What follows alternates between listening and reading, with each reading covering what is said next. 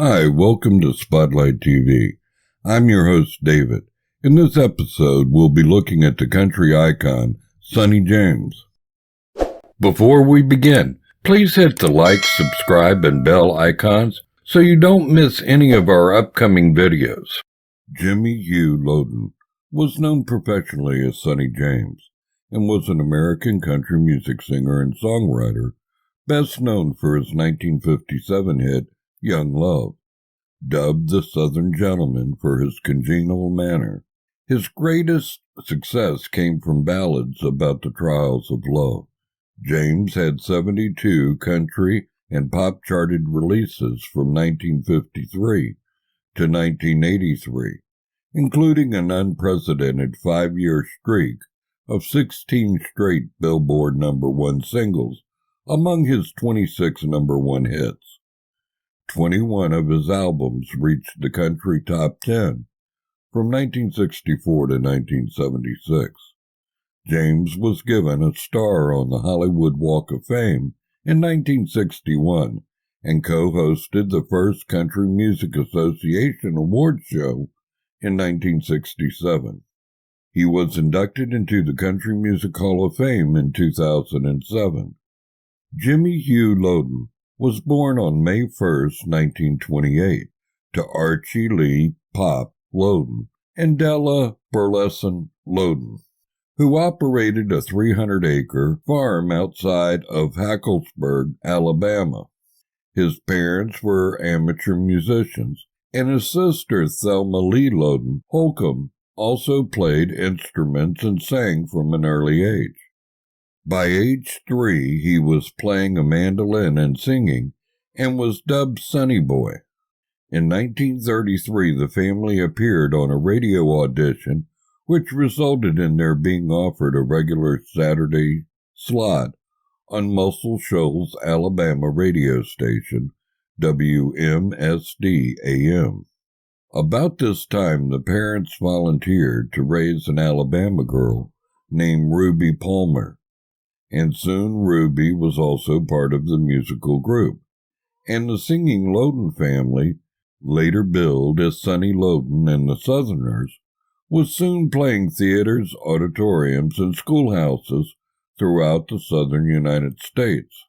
To this point, the musical appearances had been a part-time effort for the family, as they returned after each gig or tour to work the family farm. After a few years, the father decided they were professional enough to immerse themselves into the field full-time. So the father leased out the farm and they took a daily spot on radio station KLCN, where they provided early morning accompaniment for the area's early risers. After that, they had spots on several other radio stations around the South. In 1949, they returned to Alabama with a show on radio station WSGN in Birmingham, Alabama. Near Christmas time that year, the two girls were married in West Memphis, Arkansas, in a double ceremony and left the group. The parents found other girls to take their place, but the group soon disbanded. The parents returned to Hacklesburg and opened a clothing store where James worked while finishing his final year of high school. During the summer of 1950, James worked with a band, sometimes singing, but he was most useful as a guitar player on the Memphis, Tennessee radio station WHBQ. On September 9, 1950, his career was interrupted by the Korean War, when his Alabama Army National Guard unit was activated. After military service in Korea, James moved to Nashville, where he spent a week staying with Chet Atkins and his wife. James had roomed with Atkins years earlier in Raleigh, North Carolina, when they were playing at the same radio station. Atkins invited Capitol Record executive Ken Nelson to join them for dinner. James stated, "After dinner, Chet and I began woodshedding on our guitars. We played a few songs I had written. Then Chet turned to Ken and said, 'What do you think, Ken?' And Ken said, "I'd like to record him." Nelson asked him to drop his last name professionally, believing there were already several musicians named Loudon or Loudon, and that James would be easier to remember. The smallest children can remember Sonny James. So he released his first studio record as Sonny James. While appearing on Louisiana Hayride, he met musician Slim Whitman. James' performance on stage, playing a fiddle and singing, brought a strong crowd response, and Whitman invited him to front for his new touring band. James stayed with Whitman's group for only 2 months, when Whitman felt he had to do some club work to keep up his income to be able to pay his band. The Loudon family had only appeared in schoolhouses and such, and Sonny agreed to stay on for a few shows until Whitman could find his replacement. For the remainder of his career, he never played a club performance. Over the next few years, he had several songs that did reasonably well on the country music charts, and he continued to develop his career with performances at live country music shows. He also appeared on radio, including Big D Jamboree, before moving to the all-important new medium, television, where he became a regular performer on ABC's Ozark Jubilee in Springfield, Missouri, beginning in October of 1955. Following his long streak of #1 hits, James is also remembered for his 1975 #6 song, "A Little Bit South of Saskatoon." That was in 1977 Paul Newman's hockey comedy Slapshot. In late 1956, James released Young Love, a 45 RPM single for which he would forever be remembered. As the first teenage country crossover single, it topped both the U.S. country and pop music charts in January to February of 1957. Record sales could have been higher if Capitol Records had anticipated the exposure on popular music charts. They had ordered only enough copies of the record to satisfy anticipated country music demand, and were therefore unable to supply most of the requests for records. The track peaked at number 11 in the UK singles chart. It sold well over 1 million copies and was awarded a gold disc. Dubbed the Southern Gentleman because of his polite demeanor, he gained more exposure with an appearance on the popular Ed Sullivan Show and the Bob Hope Show. Thus began a 7-year search for a sound that gave him a lasting career. 2 more years at Capitol Records didn't produce it, and they parted ways in 1959. James signed with National Recording Corporation and then stints with DOT 1960 to 1961, RCA 1961 to 1962, his second time with Capitol 1963 to 72, and later with Columbia 1972 to 1979, Monument 1979, and Dimensions 1981 to 1983. In 1962, he returned to his roots and became a member of the Grand Ole Opry, and a year later signed again with Capitol Records.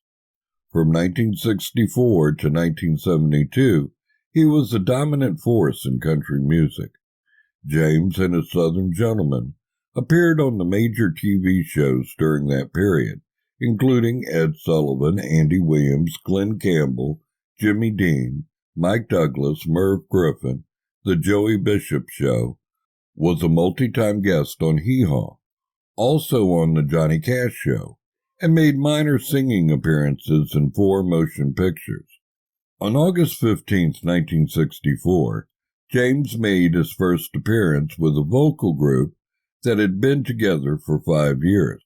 The group consisted of Lynn Brown, first tenor, Gary Roble, second tenor, Dwayne West, baritone, and Glenn Huggins, bass. These 4 young men had started singing as freshmen at Eastern Nazarene College in Quincy, Massachusetts in 1959, and in September 1962, they transferred to a sister college in Nashville, Tennessee. 16 months later, in January 1964, they replaced the Jordanaires as the Grand Ole Opry Quartet. James felt he had found a combination that propelled him into his second career, that sound he had been seeking for 7 years. So these 21 and 22-year-old men, along with James's multi-talented bass player, Milo Liggett, became the Southern Gentlemen and joined 36-year-old Sonny James. 2 months later, James had his first #1 Billboard hit since Young Love, topping the country charts with the song he co-wrote with Bob Turbot, You're the Only World I Know. His next 5 releases peaked on the Billboard country charts at 2, 1, 3, 1, and 2, though all 5 of them hit #1 on either Billboard, Record World, or Cashbox. With his musical style now refined and his sound on records and on personal appearances produced to be immediately identifiable, James was set to begin what became his legendary streak of 16 straight #1 singles, an uncontested record which no other solo recording artist has surpassed in any genre. Beginning in 1967 with Need You, and ending with Here Comes Honey Again in 1971, James recorded 16 straight #1 country singles. His career #1 total was 26, the last coming with 1974, Is It Wrong for Loving You? During his career had 72 charted releases. In 1973, James also helped launch the solo career of Marie Osmond, producing and arranging her first 3 albums, including her smash hit, Paper Roses. In July 1957, Sonny married Doris Schroed in Dallas, Texas. In the spring of 1984, Sonny and Doris quietly retired to their home in Nashville, Tennessee. He came home to Hackleburg during the first annual Neighbor Day Festival on April 20, 2002, and continued attending the festival every other year. During the April 25, 2009 festival, he recognized the 100th birthday of the town of Hackleburg on the main stage. Sadly, Sonny James died on February 22, 2016 in Nashville, Tennessee, at the age of 87. He died of natural causes at Nashville's Alive Hospice, according to a statement on his official website. He is buried at Cedar Tree Cemetery in Hackleburg, Alabama. Okay, that's the end of our video. I sure hope you enjoyed it. If you like this type of video and want us to keep producing them, please like and subscribe. And as always, thank you very much for watching.